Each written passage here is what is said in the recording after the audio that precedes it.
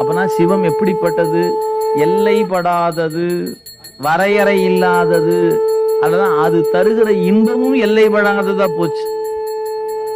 அதனாலதான் பெரியவர்கள் அவனை சொல்லும் போது அவன் அளவுபடாதவன், உலகெல்லாம் உணர்ந்து ஓதற்கு அறியவன், நிலவு உலாவிய நீர்மலி வேணியன் அழகு இல் சோதியன்னர்.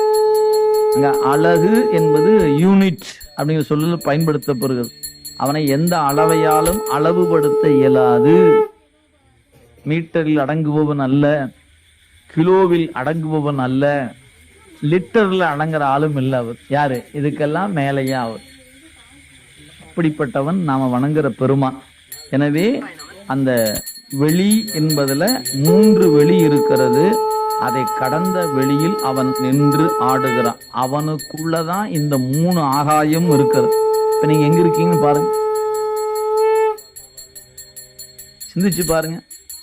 இந்த உண்மை நீங்க உணர்ந்தால் நீங்கள் இறைவனுக்குள் இருக்கிறீர்கள் என்பது புரிஞ்சிடும்.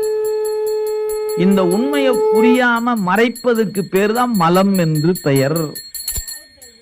நீங்க சிந்திச்சு பாருங்க. இப்ப சிவபெருமான் என்கிற அவர் யாரு? பெருவெளி, அளவுபடாத ஒரு பெருவெளி.